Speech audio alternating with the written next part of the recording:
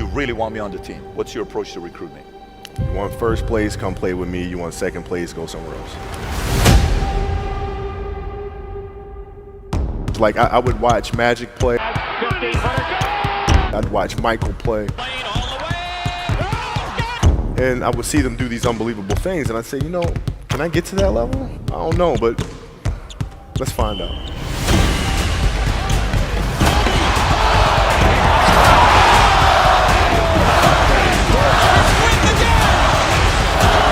That's why he's the best player in the game.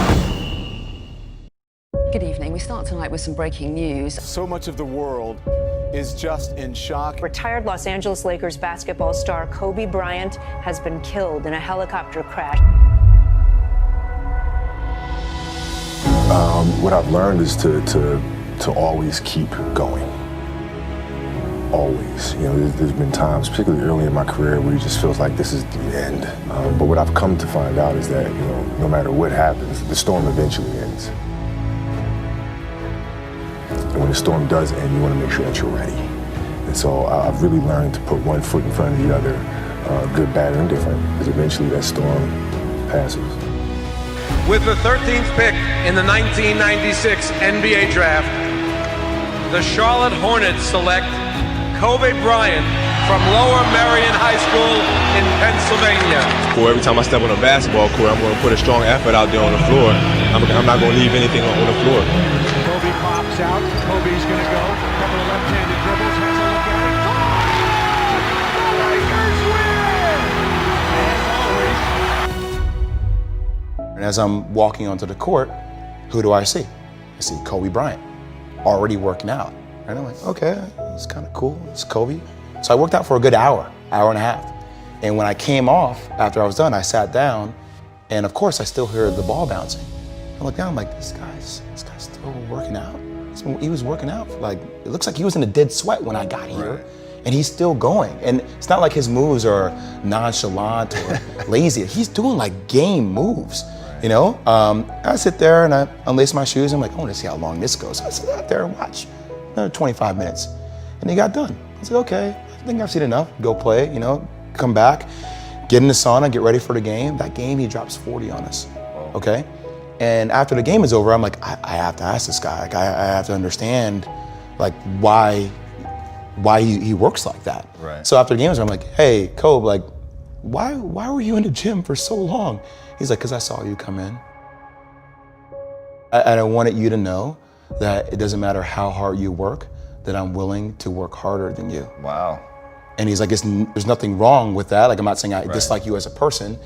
You inspire me to be better. Right. And it was the first time I started to see this level of competitiveness where I said, I need to start doing more. Right. Wow. Well, I mean, here's the thing. It's like, you know, it's competitiveness, yes, but it's a simple theory or idea to live life by. If you're going to do something, do it to the best of your ability. No matter what it is, if you're going to do it to the best of your ability. If you love what you do and it's making you happy, all the hard work and perseverance will pay off. I once had a guidance counselor tell me that I shouldn't play basketball, that it would never amount to anything for me. His negativity towards me made me strong. You can't stop people from trying to limit your dreams, but you can stop it from becoming a reality. Your dreams are up to you. I encourage you to always be curious, always seek out things you love, and always work hard once you find them.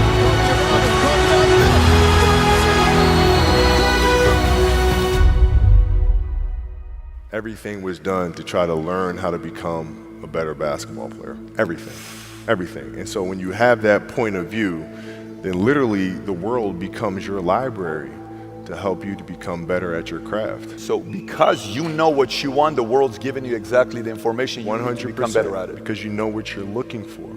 So many guys tell stories about your work ethic.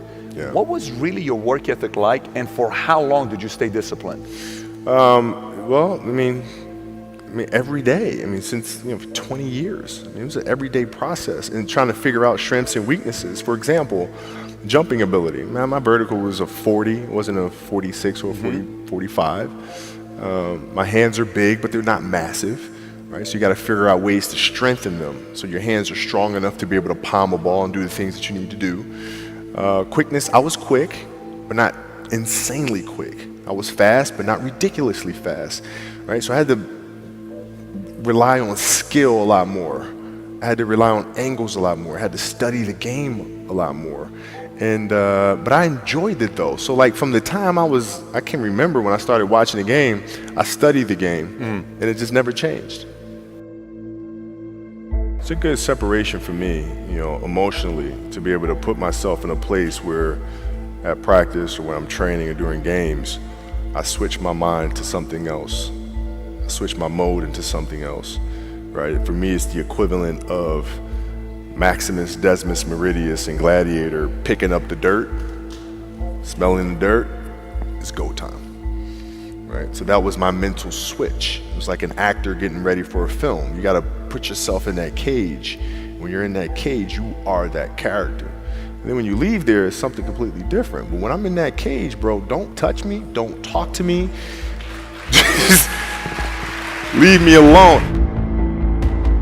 How did you get mentally and emotionally so strong where it doesn't bother you? Well, you know, you got to look at the reality of the situation. You know, like for me, it's not, you know, you kind of got to get over yourself. Like, it's not about you, man. Like, oh, okay, you feel embarrassed. You're not that important. Like, get over yourself. That's where you go. Get over yourself, right? Like you're worried about how people may perceive you and like you're walking around and it's embarrassing because you shot 5 air balls. Get over yourself, right? And then after that, it's okay, well, why did those air balls happen? Got it. High school, year before, we played 35 games, max, right? Week in between, spaced out, plenty of time to rest. In the NBA, it's back to back to back to back to back to back to back. I didn't have the legs. So you look at the shot, every shot was online, but every shot was short, right? I gotta get stronger.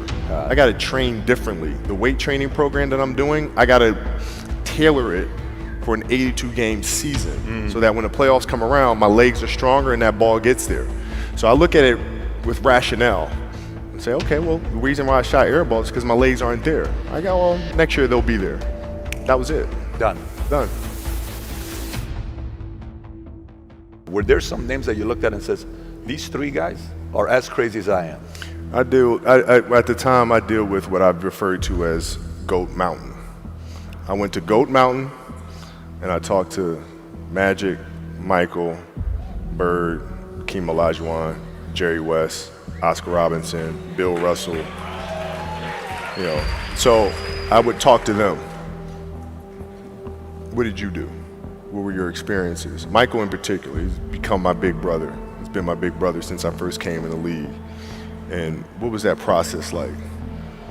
So I went to them and started understanding the ins and outs of the game and, you know, how they approach things and their level of detail and obsessiveness, and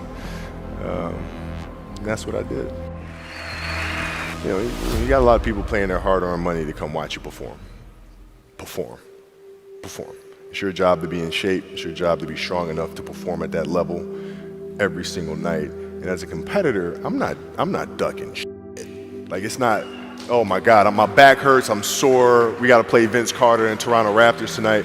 We actually had this happen. We had a game against Toronto in 2000, and Vince was tearing the league up. My back was jacked. But like the perception of that, like what? Kobe's missing the game against Toronto and Vince Carter because, man, my back was really spasming. But people will be like, what? Oh, he's ducking Vince. Excuse me? No, I don't think so. So I would be in the layup line like, okay, there's a lot of days where, you know, you can rest and recover. Today ain't one of them. Your back can bother you any other day. That shit ain't bothering me today. He gonna have to see me today. Yeah. Amen. Yeah.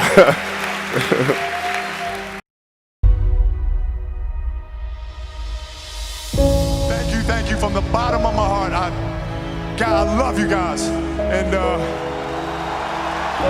love you guys. And